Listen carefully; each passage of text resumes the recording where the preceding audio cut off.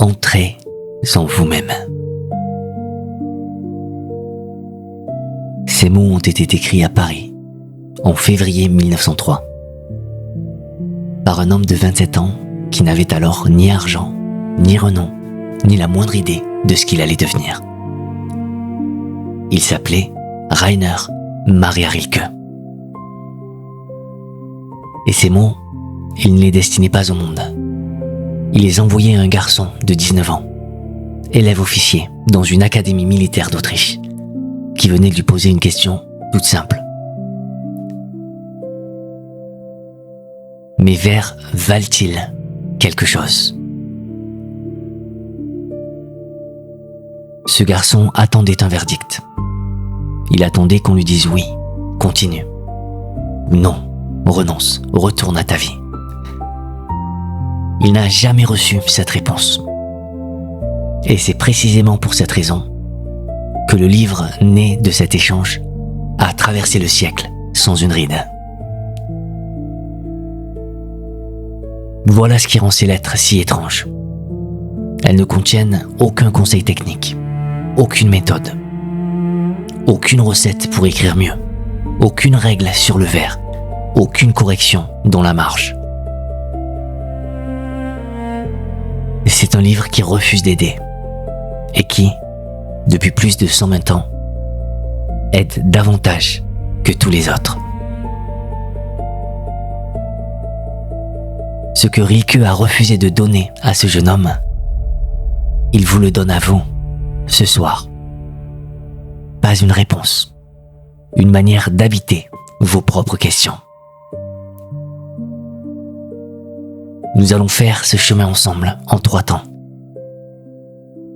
D'abord, la question que Rilke retourne au jeune homme, comme on retourne un miroir vers celui qui le tend. Et la loi de la patience qui en découle. Ensuite, les 2 grandes épreuves du livre, la solitude puis l'amour. Et enfin, ce que Rilke fait de la tristesse et de la peur. Et comment il transforme ce qui nous terrifie en promesse. Prenez votre temps. Rien de ce qui suit ne se presse.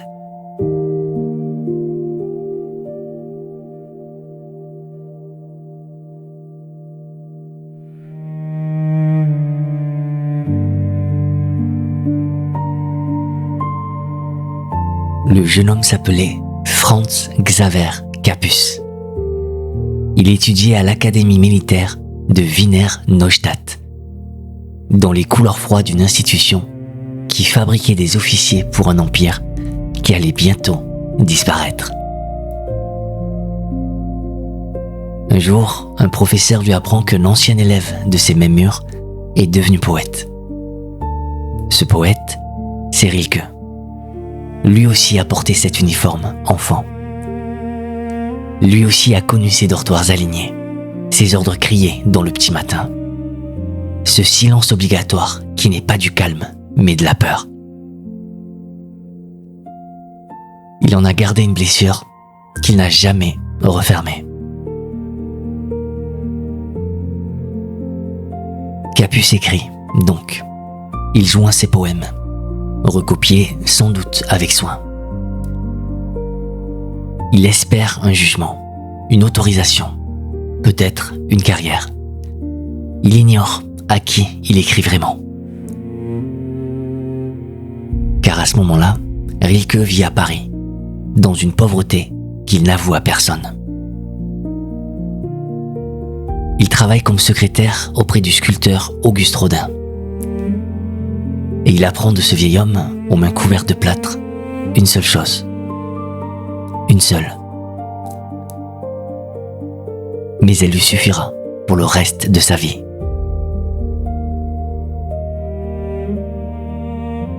Travailler. Travailler encore. Ne rien attendre du dehors.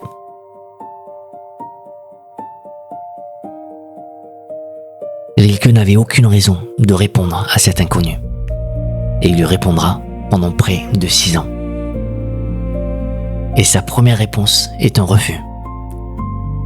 Il explique au jeune homme qu'aucune analyse, aucun commentaire, aucune critique ne peut atteindre une œuvre d'art. Parce qu'une œuvre d'art naît dans une région où les mots ne descendent pas.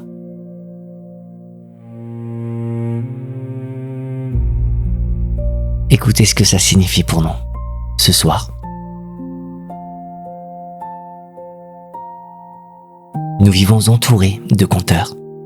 Les vues, les avis, les chiffres qui montent, les pouces levés, les silences qui font mal.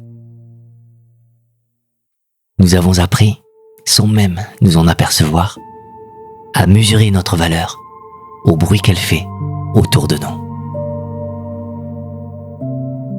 Rilke coupe le fil. Il dit au jeune homme d'arrêter de regarder dehors. Il n'y a rien dehors. Alors il propose autre chose. Et cette chose est d'une exigence redoutable. Un examen que chacun de nous peut faire ce soir, sans témoin, sans papier.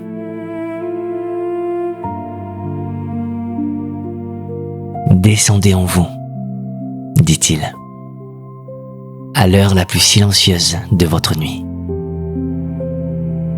celle où plus personne ne vous regarde. Et posez-vous cette question. Suis-je vraiment contraint d'écrire ?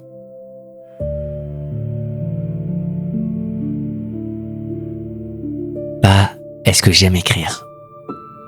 Pas est-ce que j'ai du talent ? La question est plus nue que cela, et plus dure. C'est celle-ci. Devrais-je mourir s'il m'était interdit d'écrire ?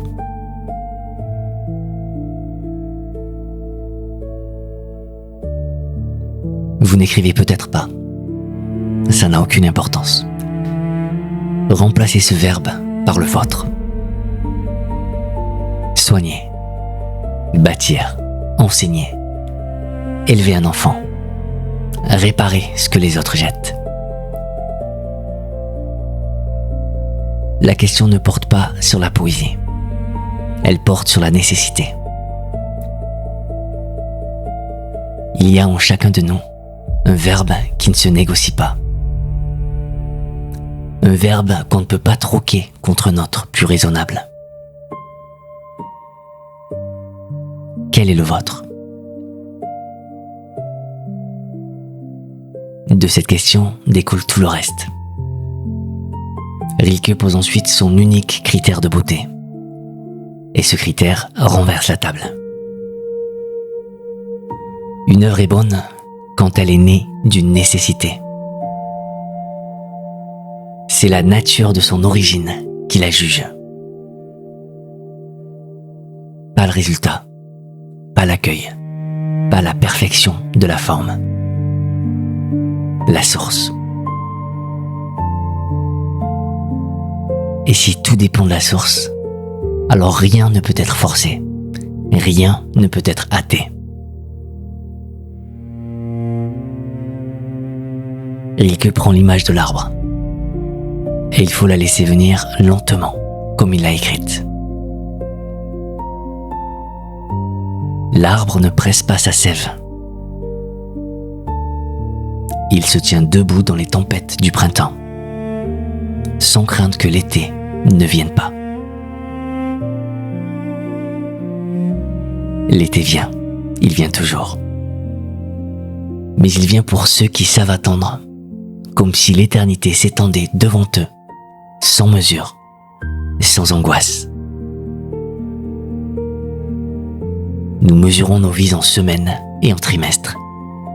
Lui, les mesurait en saisons. Patience est tout.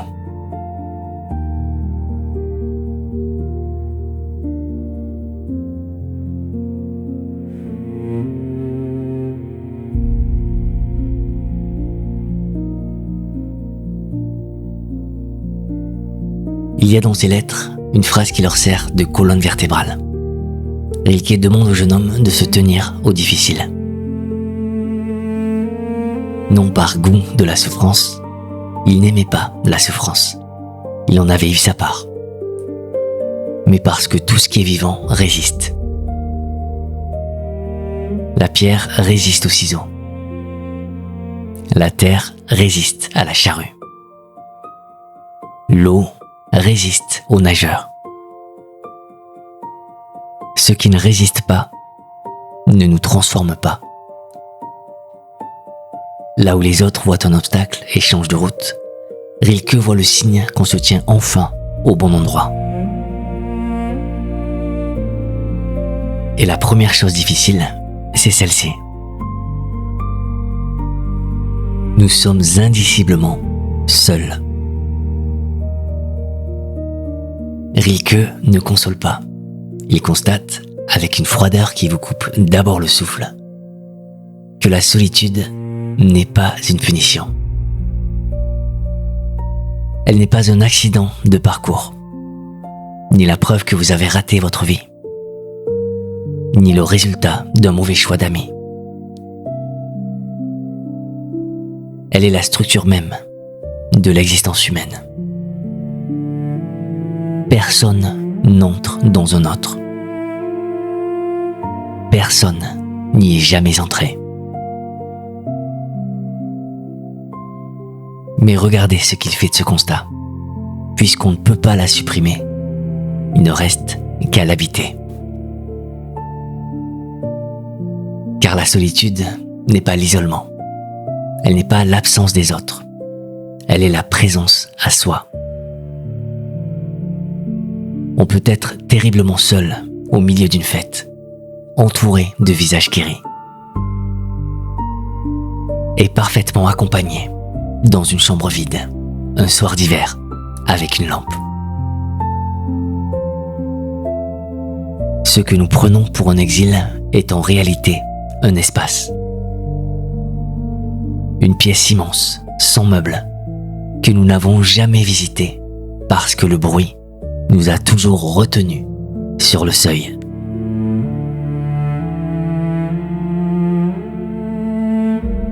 Alors si vous vous sentez seul en ce moment, entendez ce que Rilke vous dit. Il ne vous promet pas que cela va passer. Il vous dit que c'est vaste. Il vous dit que c'est à vous. Il y a autre chose que Rilke refuse, et cela reste audacieux aujourd'hui encore. Il refuse la vieille coupure entre la chair et l'esprit.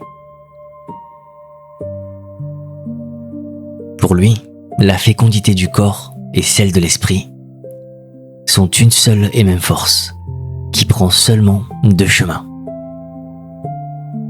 Créer n'est pas une victoire remportée sur la vie biologique. C'en est le prolongement.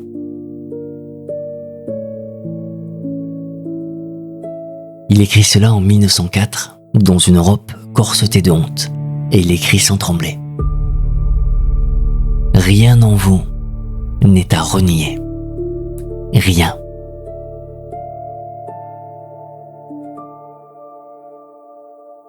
Reste alors la plus difficile de toutes les choses difficiles. L'amour.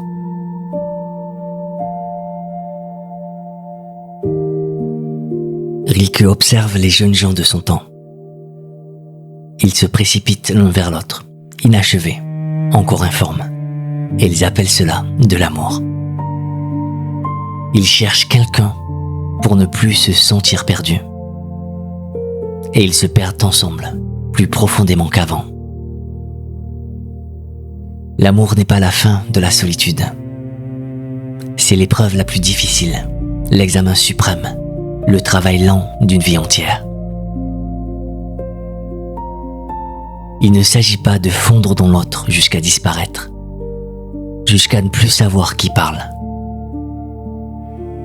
Il s'agit de devenir soi-même un monde entier, pour l'amour de celui qu'on aime.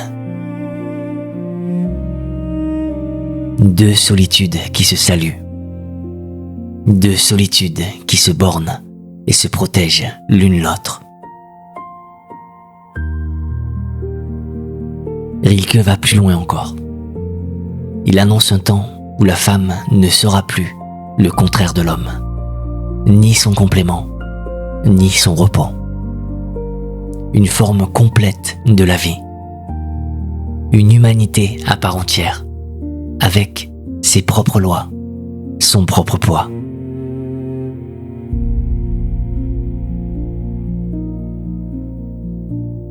Compris ainsi, l'amour cesse d'être une dépendance.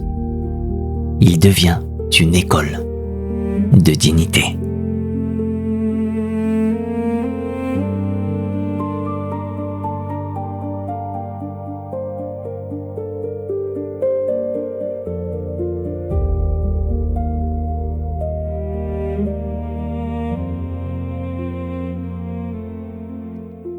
Il reste ce que personne ne choisit.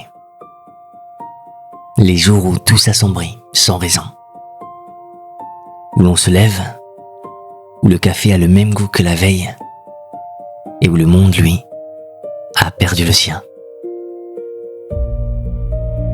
Rilke en donne une définition que je n'ai lue nulle part ailleurs. Les tristesses, dit-il, sont les instants où quelque chose d'inconnu entre en nous. Un hôte est là, dont nous ignorons encore le nom. Et tout notre être se tait pour l'écouter. Voilà pourquoi nous devenons maladroits dans ces moments, absents, incapables de finir nos phrases. Nous ne sommes pas vides, nous sommes occupés ailleurs. Ce qui en découle est une douceur immense. Dans ces heures-là, il ne faut ni s'analyser, ni chercher à comprendre trop vite, ni courir, se distraire. Il faut attendre. Ceux qui travaillent en profondeur ne demandent pas d'aide. Ils demandent du temps et un peu de silence. Ce que nous appelons une chute est souvent une mue. Vous n'êtes pas moins vivant dans ces périodes. Vous êtes en train de devenir quelqu'un que vous ne connaissez pas encore.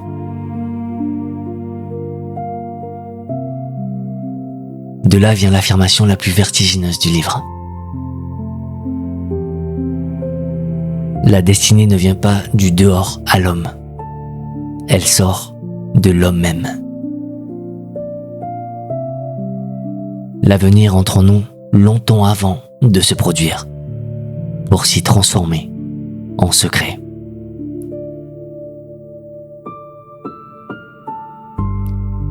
Ce que vous vivrez dans 10 ans se prépare aujourd'hui, dans une région de vous-même que vous ne surveillez pas. Nous croyons que la vie nous arrive, alors qu'elle sort de nous. Et c'est ici que Rilke écrit la phrase pour laquelle des millions d'inconnus ont ouvert ce livre.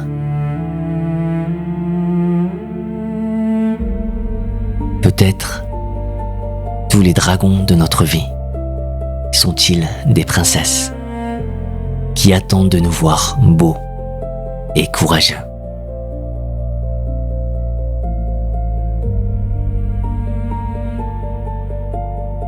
Rilke ne dit pas que le danger n'existe pas. Il ne promet rien de facile. Il dit que ceux qui nous terrifient, et peut-être ceux qui en ont, réclament enfin d'être reconnus. Que les choses effrayantes sont, dans leur fond le plus profond, des choses désarmées qui demandent notre aide. Ce que vous fuyez depuis des années vous attend peut-être. Pas pour vous dévorer, pour être délivré.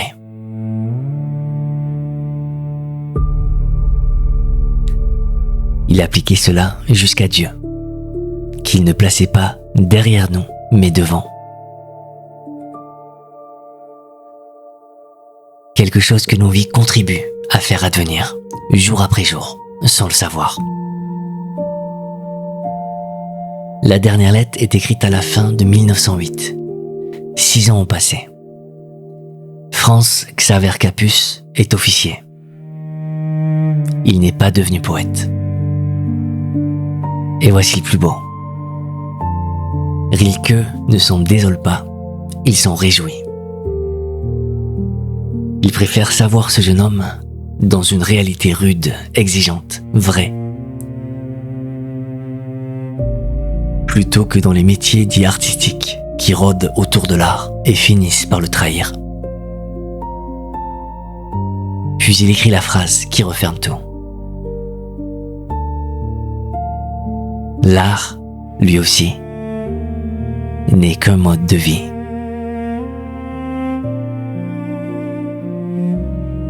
Il n'est pas nécessaire de publier, d'exposer, d'être reconnu pour vivre poétiquement. On peut l'être dans un uniforme, dans un bureau, dans un atelier, dans une cuisine à 7 heures du soir, avec les mains dans l'eau. Ce livre n'a pas fabriqué un poète. Il a fabriqué un homme capable de porter sa vie. Et c'est infiniment plus rare.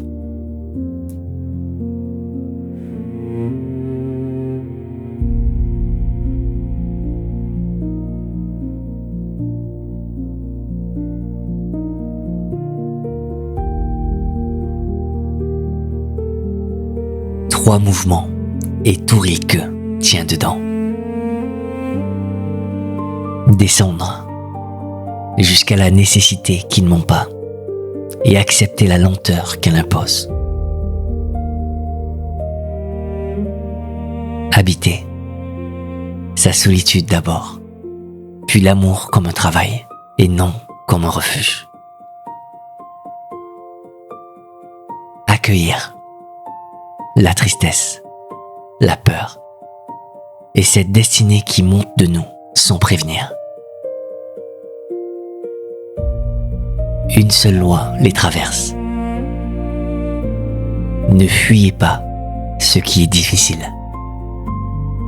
C'est là, précisément là, que vous êtes en train de naître.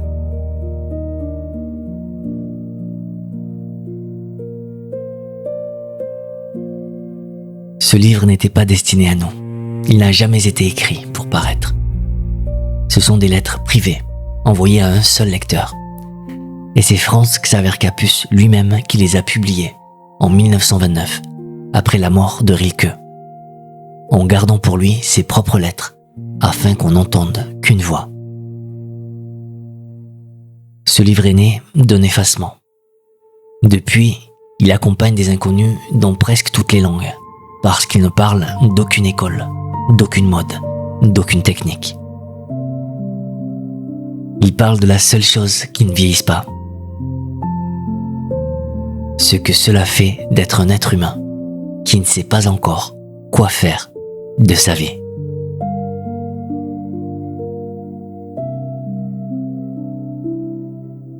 Et si vous ne deviez emporter qu'une seule chose de ce moment passé ensemble, que ce soit celle-ci, je l'ai gardée pour la fin.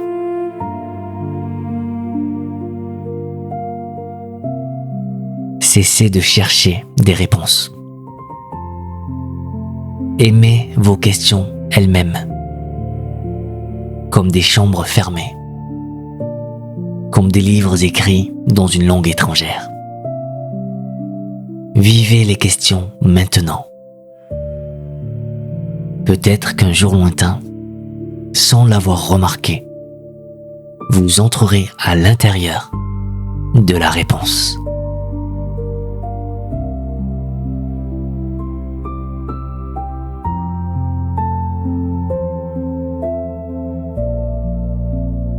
Alors ce soir, ne cherchez rien. Nommez seulement la question que vous portez et que vous n'osez pas dire à voix haute.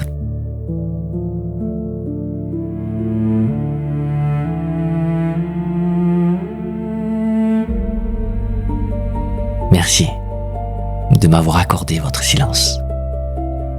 C'est la chose la plus rare que vous pouviez me donner.